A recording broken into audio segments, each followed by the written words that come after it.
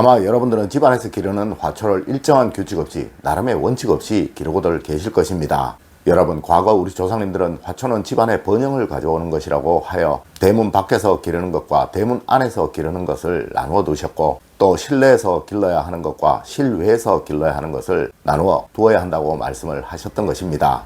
물론 이것을 현대의 기준으로 맞추면 실내 화분이나 화초를 두어야 할 곳과 두지 말아야 할 곳으로 나눌 수 있을 것이며, 또 집안에서 기를 수 있는 화초와 집안에서 기를 수 없는 화초로 나눌 수도 있을 것입니다. 자, 여러분, 이런 화초를 기르시고 또 그 화초는 반드시 이런 원칙으로 그 장소를 정하여 기르시도록 하십시오. 네, 이것이 바로 화초로 인한 집안의 번영을 만드는 풍수법인 것입니다. 여러분, 안녕하세요. 이정재입니다. 여러분, 우리 풍수에서 말하는 화초는 크게 4가지로 구분하여 나눌 수 있습니다. 먼저 실내에 두어야 할 화초와 실내에 두면 안 되는 화초, 다음으로 대문 안에 두어야 할 화초와 또 대문 밖에 두어야 할 화초가 바로 그것이죠.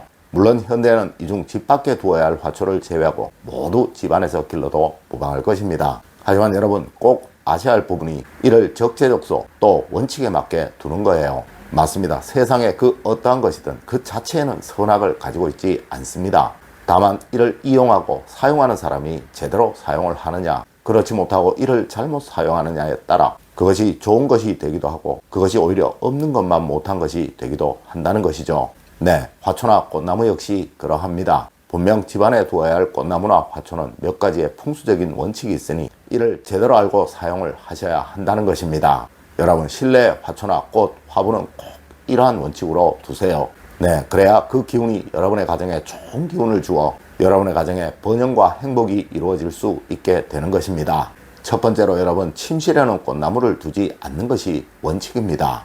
여러분, 침실에는 원칙적으로 꽃이나 꽃나무를 두지 않는 것이 좋습니다. 네, 이곳 침실은 어디든 집안에서 생기가 가장 적어야 한다는 것이 원칙이라는 것이죠. 맞습니다. 이곳은 숙면을 취하고 편안한 휴식을 취해야 하는 곳이기에 그러한 거예요. 하지만 여러분, 이 식물은 집안의 애완동물과 더불어 생기가 가장 강한 것입니다. 네, 성장하는 기운, 자라나는 기운이 강하니까요. 아마 여러분들도 많은 사람들과 어울려서 잠을 자게 되면 잠을 푹 잘 수 없을 거예요. 맞습니다. 혼자 주무실 때 숙면을 취하게 되죠. 당연히 더불어 말씀드리면 애완동물의 짐 역시 침실에 두셔서는 안 되는 것이겠죠. 물론 누구는 이 식물에서 나온 산소가 건강을 좋게 한다라고 말할지도 모르지만 여러분, 이를 위해서는 공기청정기를 두시는 것이 더 좋은 거예요. 네, 가능한 침실에는 식물을 두지 마시고 그래도 꼭 두시고 싶으시다면 아주 작은 것으로 두세요.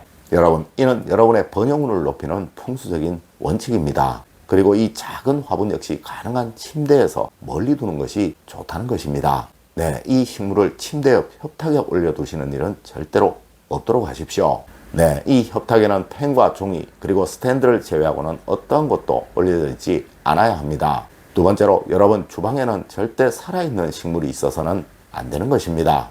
여러분, 풍수에서는 절대 주방에 살아있는 생화가 있어서는 안 된다라고 말하고 있다는 점 꼭 명심하셔야 합니다.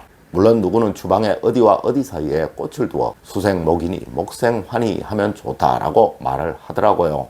여러분, 오행의 순환은 이런 곳에 쓰는 것이 아니에요. 네, 살아있는 식물에는 반드시 미생물이나 진딧물 등이 생겨날 수밖에 없으며 또 이 식물이 자라나기 위해 화분에 흙을 채워야 할 수밖에 없으며 이 화분에서 역시 미세한 벌레가 생기게 된다는 것은 아주 당연한 이야기입니다. 여러분, 이곳 주방은 여러분의 가정에 재물운을 만드는 너무나도 중요한 곳이에요. 여러분, 꼭 명심하세요. 과거 왕궁수락관 근처에는 절대 꽃나무도 심지 않는 것이 원칙이었으며 또한 자라나는 풀도 다 뽑아버리는 것이 원칙이었습니다. 네, 절대 주방에 식물을 두지 마십시오. 이는 여러분의 가정에 재물운을 막아버릴 것입니다. 세 번째로, 여러분 거실에는 화분보다 더 큰 꽃이 있어서는 안 되는 것입니다. 여러분, 풍수에서는 무엇보다 균형과 조화를 중요시합니다. 네, 하여 화분이 작은데 꽃나무가 큰 것은 아주 나쁜 것이라고 말을 하고 있다는 것이죠. 물론 조금 큰 꽃나무를 거실에 두고 기르시고 싶은 분도 있을 거예요. 네, 그러시다면 반드시 그 화분 역시 그 꽃나무의 크기에 비례하여 큰 것을 두시도록 하세요. 여러분, 이곳 거실은 누구나 편안히 앉아서 담소를 나누고 또 쉴 수 있는 곳이어야 합니다. 네, 당연히 이곳에 앉아 쉬는 분의 무의식에 불균형이 심어지도록 되어 있는 것은 무엇이든 금물인 것이죠. 여러분, 하여 저는 거실의 그림이나 가구, 소파, 아니 그 무엇도 균형이 틀어지거나 안정성이 없는 것이 있어서는 안 된다라고 말씀을 드리기도 하였습니다. 여러분, 꼭 명심하세요. 여러분의 모든 행위나 생각들은 의식적인 것보다 무의식적으로 행하여지는 것이 훨씬 많다는 것을 말입니다. 네, 이러한 불균형을 자신도 모르게 보다 보면 여러분의 무의식은 안정적인 것보다 불안정인 상태에서 무엇이든 진행하려 하게 된다는 거예요. 네, 물론 그것에 대한 결과는 계속 나빠질 것이며 이로 인해 여러분은 뭘 해도 안 되는 사람이 되어 가게 된다는 것입니다. 여러분, 거실에 꽃이나 꽃나무를 두시는 것은 정말 아주 좋습니다. 하지만 반드시 안정성을 꼭 생각하시는 여러분이 되셔야 합니다. 여러분, 그래야 여러분의 성취운과 번영운이 좋아지게 되는 거예요. 네 번째로, 여러분, 현관에 작은 꽃을 두시면 집안에 번영이 찾아오게 됩니다. 여러분, 현관에는 무조건 작은 꽃을 두시도록 하세요. 네, 절대 큰 꽃이나 큰 꽃나무를 두시는 일은 없으셔야 합니다. 네, 현관은 무조건 넓게 보이도록 만드는 것이 풍수의 제일 원칙이라는 점 꼭 명심하셔야 한다는 것이죠. 여러분, 하여 저는 현관에 거울이 좌우에 있다면 아주 좋다라고 말씀을 드리기도 하였습니다. 여러분, 제 뒤에 거울 보이시죠? 제가 왜 등 뒤에 이런 거울을 두었을까요? 네, 이는 제 연구실이 아주 넓어 보이도록 하기 위해서 이렇게 한 거예요. 여러분, 이는 여러분의 집 현관 역시 그러합니다. 맞습니다. 이곳 현관에 큰 꽃이나 꽃나무가 있다면 상대적으로 이곳이 넓어도 좁고 협소한 느낌이 들 것은 자명한 일이죠. 물론 당연히 작은 화분은 이곳 현관을 상대적으로 더 넓게 보이도록 할 거예요. 네, 하여 작은 화분 몇 개 현관에 두시는 것 잊지 않으시기를 부탁드립니다. 다섯 번째로, 일정한 크기 이상의 꽃은 모두 베란다에 두셔야 합니다. 여러분, 사진을 한번 볼게요.